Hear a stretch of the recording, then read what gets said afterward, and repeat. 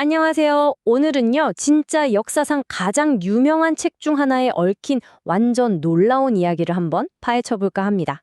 바로 마르코 폴로의 동방견물록인데요. 아마 여러분이 아시는 거랑은 좀 많이 다를 거예요. 만약에 말이죠. 세계에서 제일 유명한 이 여행기가 사실은 700년 동안 아무도 풀지 못한 미제 사건이라면 어떨 것 같으세요? 그냥 여행기가 아니라 하나의 거대한 지적 미스터리로 보고 그 비밀을 한번 풀어보려고 합니다. 자, 이 흥미로운 질문으로 오늘의 tum구를 시작해 볼까요? 자, 그럼 이 역사적인 퍼즐 어떻게 풀어나갈지 한번 볼까요? 첫째, 폴로의 퍼즐.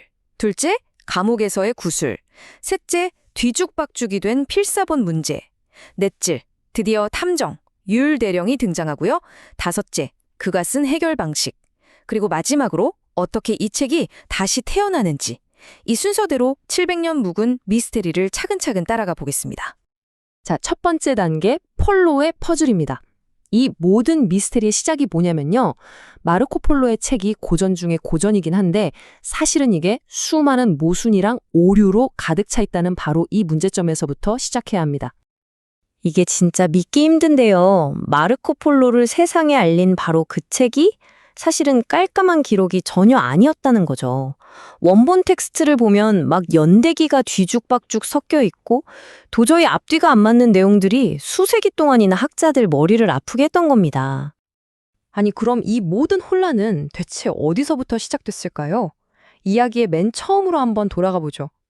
진짜 놀랍게도요, 그 시작점이 어디였냐면 바로 제노바의 한 감옥이었습니다. 바로 이 지점이 이 미스터리의 가장 중요한 단서입니다. 보세요. 이 책은 사실 혼자 쓴 게 아니라 두 사람의 합작품이었던 거예요.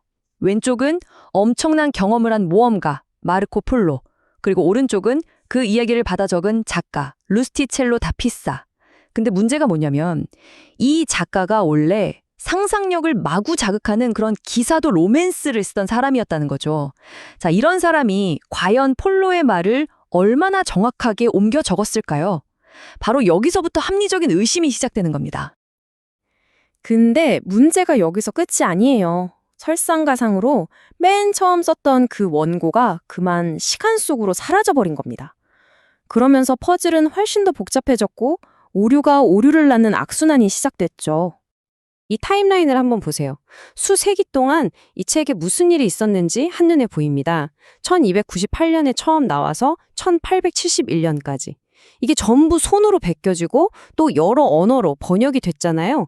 그 과정에서 필경사들이 실수하고 번역가들이 오역하고 이런 게 계속 쌓인 거예요. 그 결과 내용이 제각각인 수많은 버전이 생겨난 거죠. 진짜 뭐랄까 흐릿한 복사본을 계속 복사하고 또 복사한 느낌이랄까요? 자, 여기서 진짜 구체적인 오류의 예시를 한번 보시죠. 정말 재밌습니다. 한 통치자의 이름이 카이카투 칸인데 필사본마다 이게 어떻게 제멋대로 바뀌었는지 보세요. 어떤 책엔 키아토, 다른 데는 아카투, 또 다른 데는 키아카토.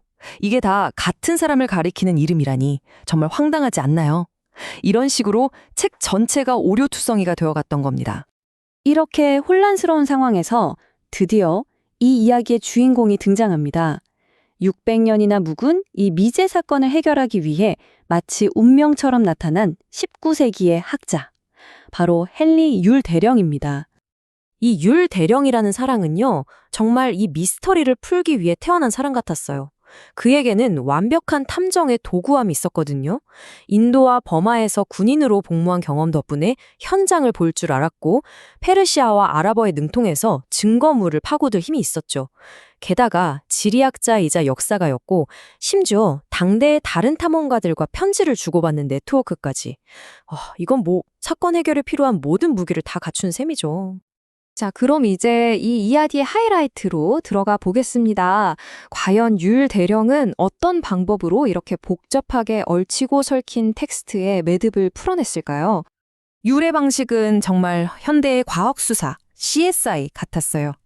첫째, 구할 수 있는 모든 판본을 싹 다 모아서 한 줄 한 줄 비교 분석했습니다. 둘째, 폴로의 기록을 페르시아나 아랍의 역사 기록 같은 다른 자료들과 교차 검증했죠. 셋째, 여기서 멈추지 않고 당시 중앙아시아를 탐험하던 사람들에게 직접 편지를 보내서 폴로가 묘사한 이 지형이 진짜 맞냐 하고 확인까지 한 겁니다. 그리고 마지막으로 이 모든 정보를 종합해서 폴로의 여정을 직접 지도로 재구성했어요. 정말 혀를 내두를 만큼 철저한 탐정의 수사 과정이었죠. 그러니까 유리한 건 단순히 책의 오류 몇 개를 바로잡은 그런 수준을 넘어선 겁니다. 그는 문헌 비평, 역사, 지리학, 그리고 당대의 최신 지식까지 전부 결합해서요. 역사 지리학이라는 학문 분야 자체에 완전히 새로운 기준을 제시한 거예요. 그야말로 혁신적인 방법을 만들어낸 거죠.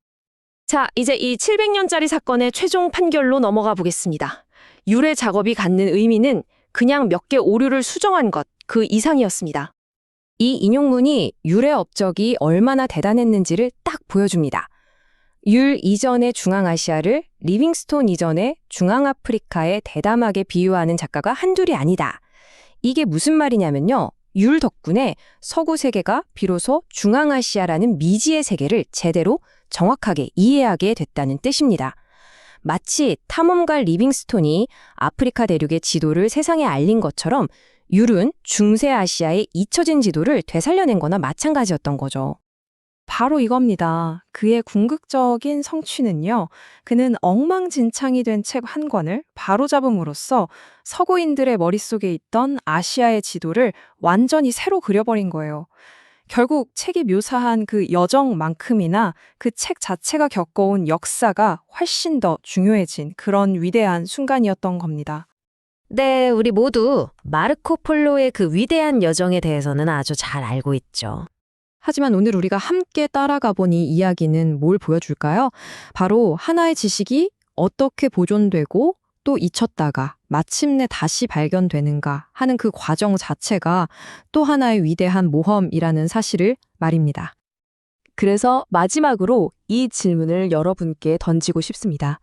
어쩌면 우리가 너무나 당연하게 여기고 있는 수많은 다른 역사 기록들 속에도 율대령 같은 명탐정의 등장을 간절히 기다리는 또 다른 미제 사건이 숨어 있지는 않을까요?